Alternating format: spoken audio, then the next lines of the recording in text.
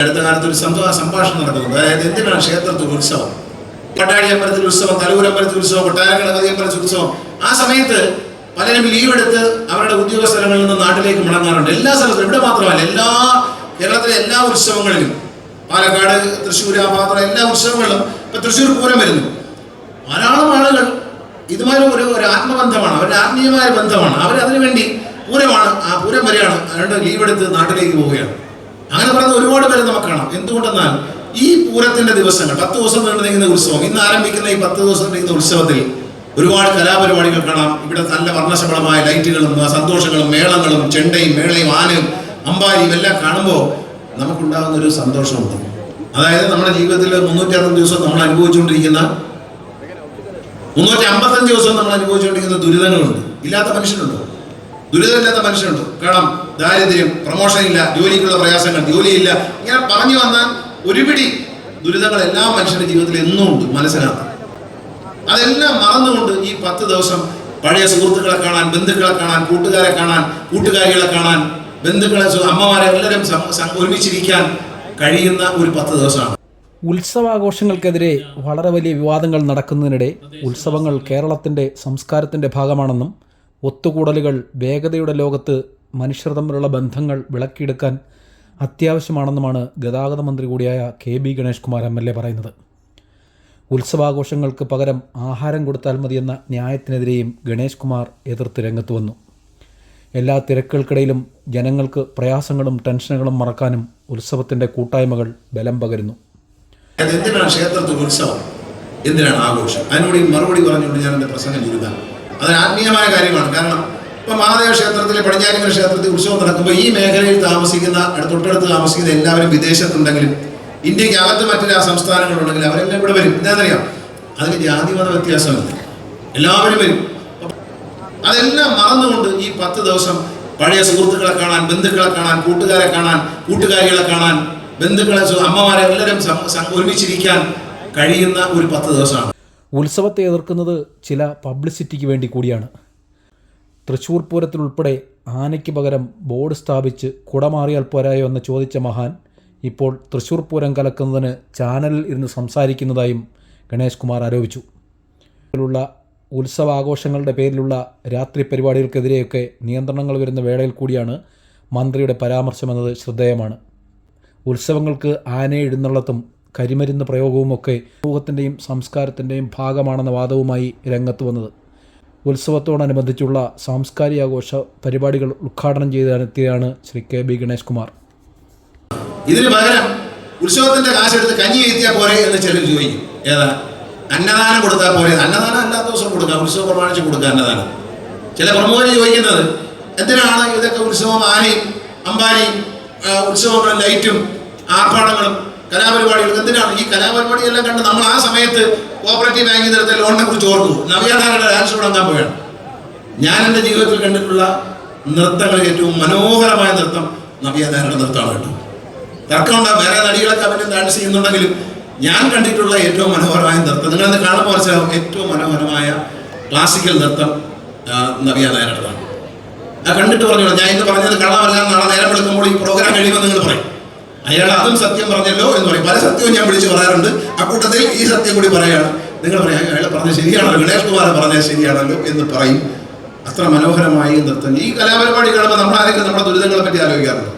അപ്പൊ അങ്ങനെ ആലോചിക്കാതിരിക്കുന്നതിന് വേണ്ടിയിട്ടാണ് എല്ലാ ദേശങ്ങളിലും ഉത്സവങ്ങൾ വരുന്നത്. അത് നമ്മുടെ സംസ്കാരത്തിന്റെ ഭാഗമാണ്. അപ്പൊ ആ ഉത്സവങ്ങൾ ആഘോഷിക്കുമ്പോൾ നമ്മൾ സന്തോഷമായിട്ട് അതിൽ പങ്കുചേർന്ന് നമ്മുടെ എല്ലാ ദുഃഖങ്ങളും മറന്ന് 10 ദിവസം കഴിയുമ്പോൾ വീണ്ടും നമ്മൾ ഈ പഴയ ദുഃഖങ്ങളും ദുരിതങ്ങളിലേക്ക് ഇറങ്ങിയാണ്, ജോലിയും തിരക്കുമായിട്ട് അല്ലേ, അങ്ങോട്ട് ഇറങ്ങിയാണ്. അപ്പൊ ആ 10 ദിവസം നമ്മളെല്ലാം മറന്ന് ഒരു ആരാധനയിലാണ്, ഒരു മെഡിറ്റേഷനിലാണ്, ഒരു പ്രത്യേക ലോകത്താണ് നമ്മൾ ഈ 10 ദിവസം. സന്തോഷത്തിന്റെ 10 ദിവസങ്ങളാണ്. ഭഗവാന്റെ തിരുവുത്സവം എന്ന് പറയുന്നത് നമ്മുടെ സന്തോഷത്തിന്റെ 10 ദിവസങ്ങളാണ്. ആ ദിവസങ്ങൾ പിന്നിടുമ്പോൾ വീണ്ടും നമ്മൾ ഇതിലേക്ക് പോകും. പക്ഷേ മനുഷ്യന്റെ ജീവിതത്തിൽ ഇത്തരമുള്ള റിലാക്സേഷൻസ് വേണം. അതാണ് പിന്നെ വിദേശ രാജ്യങ്ങളിൽ പോയി നമ്മൾ വെള്ളിയാഴ്ച വൈകിട്ടായ ഡോക്ടറായാലും എഞ്ചിനീയർ ആയാലും എത്ര പദവി ഇരിക്കുന്ന ആളാണെങ്കിലും ശനിയും ഞാനും അമേരിക്കയിൽ പോയാൽ ഒരാളെയും കിട്ടത്തില്ല. അമേരിക്കയിൽ വെച്ച് ശനിയാഴ്ച പനിയോ ജലദോഷം വന്നാൽ ദുരിതം പെട്ടത് തന്നെ, കയ്യിരിക്കുന്ന കാശ് പോയത് തന്നെ. കാരണം ഡോക്ടർമാരാരും കാണത്തില്ല. വരുന്നെങ്കിൽ വർക്കിംഗ് ഡേയ്സിൽ അസുഖം വന്നാൽ, ശനിയോ ഞാനോ അസുഖം വന്നാൽ നമ്മളെ കാര്യം പോക്കുകയുണ്ട്. കാരണം അവർ ജീവിതം ആ 2 ദിവസം എൻജോയ് ചെയ്യാൻ വേണ്ടി പോകണം. അവർ മറ്റുള്ളവരെ ജോലി, മറ്റുള്ളവർക്ക് സൗഹൃദം അസുഖം വന്നൊന്നും അവർക്ക് പ്രശ്നമില്ല. അവർ ആ 2 ദിവസം സന്തോഷിക്കും. നമ്മളാകെ മലയാളികൾ സന്തോഷിക്കുന്നത് 10 ദിവസം. അതിന് പകരം ഉച്ചയ്ക്ക് അന്നദാനം കൊടുത്താൽ പോരെ എന്ന് ചോദിച്ചാൽ അതൊക്കെ നമ്മൾ ചെവി കൊണ്ട് കേൾക്കേണ്ട കാര്യമില്ല. അതൊക്കെ അറിവില്ലായ്മ കൊണ്ടും അല്പത്തരം കൊണ്ടും അഹങ്കാരം കൊണ്ടും ചോദിക്കുന്ന ചോദ്യങ്ങളാണ്.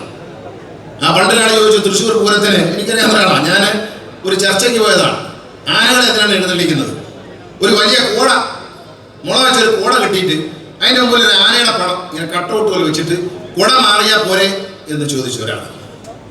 അവരോട് നമ്മൾ എന്ത് മറുപടിയാണ് പറയുന്നത്? അവരോട് നമ്മൾ എന്ത് പറയും? ഈ അടുത്ത കാലത്ത് ആ വ്യക്തി തൃശ്ശൂർ പൂരം അലങ്കോലപ്പെട്ടതിനെ പറ്റി ഓർത്ത് വളരെ ദയനീയമായി കരയുന്നതും ഞാൻ കണ്ടു. സത്യത്തിൽ എനിക്ക് അത്ഭുതം തോന്നി. ഇത് അന്ന് തൃശ്ശൂർ പൂരം നടത്താൻ വേണ്ടി ആന ഉടമസ്ഥന്മാരുടെ പ്രസിഡന്റ് ആണെന്ന് പറഞ്ഞ് യുദ്ധം ചെയ്യാൻ പോയാളാണ് ഞാൻ. അന്ന് ഇത് മുടക്കുന്നതിന് വേണ്ടി ചോദിച്ചത് ഒരു കോട കെട്ടി ആനയുടെ ഒരു പടം വെച്ചിട്ട് അതിന്റെ പുറകെ ഇന്ന് കുട മാറ്റിയാൽ പോരെ എന്ന് ചോദിക്കുന്ന അത്തരം ബുദ്ധികൾ ഞാൻ പറഞ്ഞ ഈ ഉത്സവത്തിന്റെ, ഈ ആഘോഷങ്ങളുടെ, ഈ തിരു ഉത്സവങ്ങളുടെ മഹത്വത്തെ, നമ്മുടെ സംസ്കാരത്തിന്റെ ഭാഗമായി വരുന്ന ഇത്തരം പരിപാടികളെ മറക്കുന്നവരാണ്. ഇന്ന് നിങ്ങളെല്ലാവരോടും കാണുമ്പോൾ അത്യധികമായ സന്തോഷമുണ്ട് എന്ന് ഞാൻ പറഞ്ഞ അതുകൊണ്ട്. അതാണ് സന്തോഷത്തിന്റെ രഹസ്യം.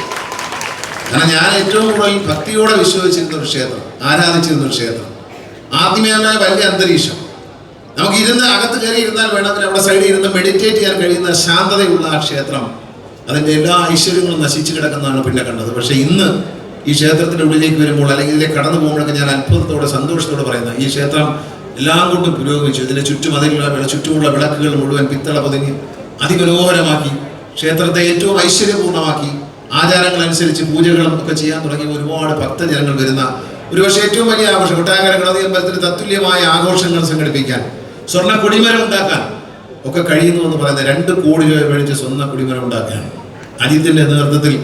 അജിത്ത് ഒരു വലിയ ഭക്തനാണെന്ന് എനിക്കറിയാം. അജിത്ത് വലിയൊരു ഭക്തനാണ്, വലിയൊരു ദൈവവിശ്വാസിയാണ്, ഭയങ്കര ഈശ്വര ഭക്തനാണ്. ആ ഭക്തി ഈ ഒരു മഹാദേവന്റെ മണ്ണിൽ, ഈ ഒരു ക്ഷേത്രത്തിൽ അജിത്തിനെ ഈ ഒരു ഉപദേശ സമിതിയുടെ പ്രസിഡന്റായി എടുക്കുകയും അതിൻ്റെ തുടക്കത്തിലുള്ള കാര്യങ്ങളൊക്കെ അച്ഛനെ കുറിച്ചൊക്കെ അദ്ദേഹം പറയുകയുണ്ടായി. അച്ഛൻ്റെ ഒരു വാത്സല്യ പുത്രനായിരുന്നു അജിത്ത്.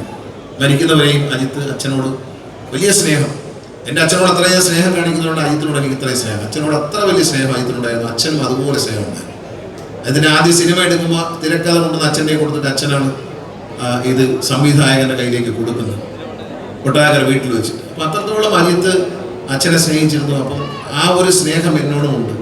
ഞാൻ വളരെ സന്തോഷമുണ്ട്. എനിക്ക് ചെങ്ങറ അതുപോലെ തന്നെ അജിത്തിൻ്റെ കൂടെ നിന്നൊരു സുഹൃത്തായി നിന്നുകൊണ്ട്, ചെങ്ങറ നമ്മുടെ MP ആയിരുന്നു, വളരെയധികം നമ്മൾ സ്നേഹിച്ചിട്ടുള്ള ചെങ്ങറ സുരേന്ദ്രൻ ഈ ഒരു ഭഗവാന് വേണ്ടി തൻ്റെ ജീവിതം മാറ്റിവെച്ചു എന്നതിൽ എനിക്കധികം സന്തോഷമുണ്ട്. അതുകൊണ്ട് ചില ദോഷങ്ങളൊക്കെ അയാൾക്ക് ചിലപ്പോൾ പറ്റും രാഷ്ട്രീയത്തിലൊക്കെ, പക്ഷെ അധികം കാര്യമൊന്നുമില്ല. ഈ മഹാദേവന് വേണ്ടി ചെങ്ങറ സുരേന്ദ്രൻ നിൽക്കുന്നു എന്നുള്ളത് എനിക്ക് വളരെ സന്തോഷമുണ്ട്. അദ്ദേഹം ഒരു കമ്മ്യൂണിസ്റ്റുകാരനാണ് എങ്കിൽ പോലും അദ്ദേഹം ദൈവവിശ്വാസിയായി ക്ഷേത്രത്തിൻ്റെ നന്മയ്ക്ക് വേണ്ടി പ്രവർത്തിക്കുമ്പോൾ നിങ്ങളൊരു ടീമായിട്ട്, അജിത്തിൻ്റെ നേതൃത്വത്തിൽ നല്ലൊരു ടീമായി ഒരുമിച്ച് വിളക്ക് കത്തിച്ചോ പറഞ്ഞു, നമ്മളൊരു ടീമായി നിങ്ങളത് അജിത്ത് തന്നെ പറഞ്ഞു. ആ ഒരു ടീമായി നിൽക്കുന്നതിൻ്റെ ഒരു സന്തോഷം, അതിൻ്റെ ഒരു നന്മ നമുക്ക് കാണാം. ഈ ക്ഷേത്രത്തിൻ്റെ വളർച്ച എന്ന് പറയുന്നത്, ഈ ക്ഷേത്രത്തിൻ്റെ പുരോഗതി ഒരു നാടിൻ്റെ പുരോഗതിയാണ്.